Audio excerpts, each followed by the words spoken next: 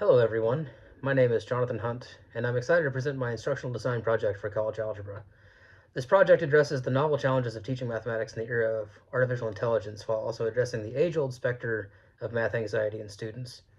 I should point out that while I focus here on college algebra, since it's the course that I teach most often here at OSU, the philosophy and techniques presented here could apply to any post-secondary mathematics course.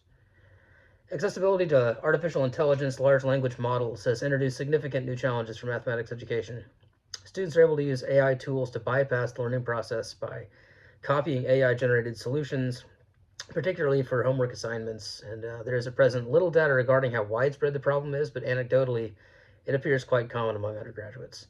For instructors, this raises concerns not only about academic integrity, but also about the efficacy of traditional math education in a world where AI is readily available.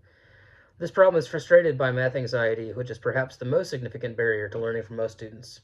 Such students are more likely to depend on AI, and when instructors exclusively view AI as an avenue for cheating, it only reinforces the mistaken belief that students are incapable of success without it.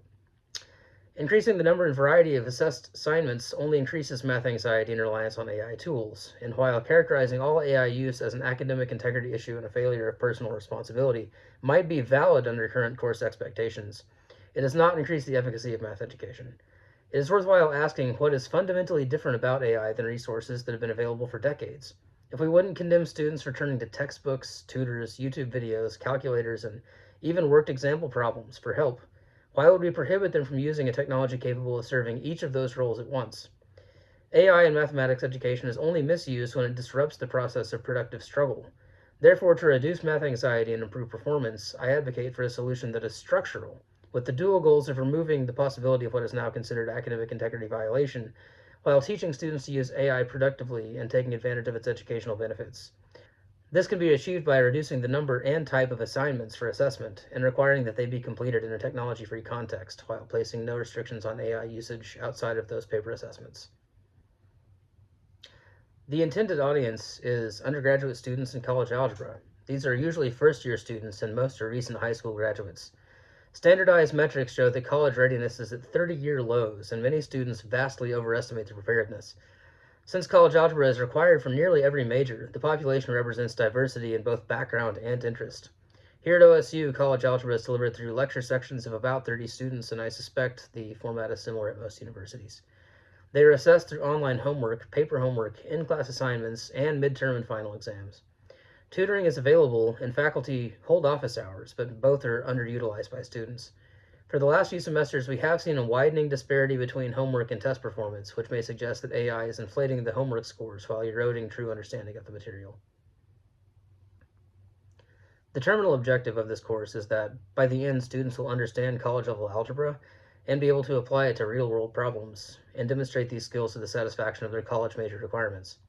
The enabling objectives include identifying and applying linear equations and quadratic equations, solving equations graphically, modeling real-world phenomena using exponential and logarithmic functions, and solving systems of equations. Note that there are many more enabling objectives necessary to a real college algebra course, but I selected these to make the project more manageable and in accordance with the example provided by Dr. Kim. The underlying steps are chosen to support these enabling objectives. For example, one must be able to recognize and arithmetically manipulate complex numbers before trying to solve quadratic equations. For three of the enabling objectives, assessment is done through traditional paper homework assignments and midterm exams. Homework is to be completed in a proctored space. For two of the enabling objectives, though, midterm exams are exchanged for oral exams. Oral exams test the student's ability to communicate quantitatively and are better suited to calculator-based problems. Here's an example of a paper homework assessment aligned to the quadratic equations objective. In the first problem, we are asked to solve a quadratic equation using the completing the square method. These are short problems, but ones that are often difficult for students since most prefer to use the quadratic formula. I have included a solution here so we can see the relative difficulty of the problem and length of solution. For the second problem, we are given a geometric application problem, told to write an equation and solve it. I have included a solution here as well. Notice that this is not a long or particularly difficult problem set for college algebra, and that is intentional. These will be completed quickly in a proctored space with no outside technology other than a calculator. Though class notes and moderate collaboration are allowed, these conditions make the problems inherently more difficult, and there will be 1 to 2 worksheets like this per week. This is a rubric prepared for the oral exams for the graphing and systems of equations enabling objectives. I'm not only interested in the problem-solving skills, which paper exams already assess very well. Conceptual understanding and communication skills are given 2/3 of the points on oral exams intentionally, since these are crucial skills to be gained from any general education math class.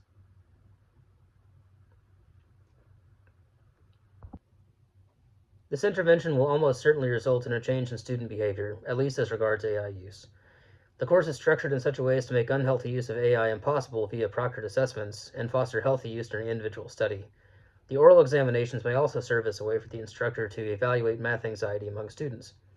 Although math anxiety is harder to quantify than standardized test scores, we may at least collect anecdotal evidence this way.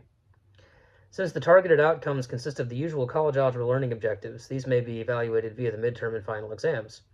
For example, were this course implemented as a trial alongside traditional sections of college algebra, common exams could be used to determine whether students in this course perform better or worse than their peers. In addition, a mandatory extra credit exam should be given to evaluate student learning and reactions at the end of the course. The exams would be proctored and points awarded on the basis of completion so that students feel no pressure to study beforehand and we receive an accurate assessment of student learning. Furthermore, the exams should be given anonymously so that students feel free to give honest feedback about the course. I don't recommend further evaluation methods like questionnaires or interviews because if students sense that their class is experimental, it may negatively affect their buy-in, thus reducing their ability to learn. The objectives of college algebra are well established enough that common test scores are the best indication of whether the intervention has been successful.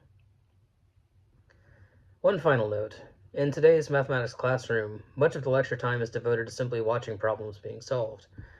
After all, of the making of many books there is no end. With the proliferation of online notes, YouTube videos, and most recently AI, surely the student can work out the background and definitions, the meaning of mathematics, on their own, making problem solving the best use of lecture time. I appreciate this reasoning, but in my view this is very misplaced. No one is better at explaining definitions and reasoning, creating productive conversation, and expanding minds than a knowledgeable professor in a classroom. Other resources can be used to demonstrate problem solving. I believe there is a way of recovering explanatory math lectures, of stimulating students to solve problems independently, and of teaching the art of math communication. The solution lies in blending contemporary technology with traditional pedagogical methods in a way that uses the most effective features of both. The course material should be delivered both through classroom lecture and through online homework modules. Structurally, this is similar to how most courses are currently designed, but the novelty in my approach lies in viewing online homework as a delivery method rather than an assessment method. This can be achieved by grading them only for completeness and lowering the number of points for each module.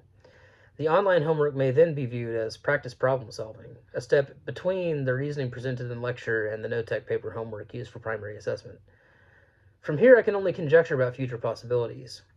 I envision online homework modules that use a built-in AI tutor. It could ask leading questions and gradually bring the student to a correct answer. It could also quickly assess what areas need more practice and select problems that address those areas. The module would be complete when the student has mastered the desired problem-solving technique, not when an arbitrary number of problems are answered. After all, this instructional design begins with the realistic presumption that students will inevitably use AI, and therefore we should foster healthy uses of it rather than banning it altogether. If online homework software uses AI tools better aligned to the course material than any other option, then students will be more likely to use it than to run to resources outside the course. I hope you enjoyed my instructional design as much as my cat here did, and thank you for watching all the way through.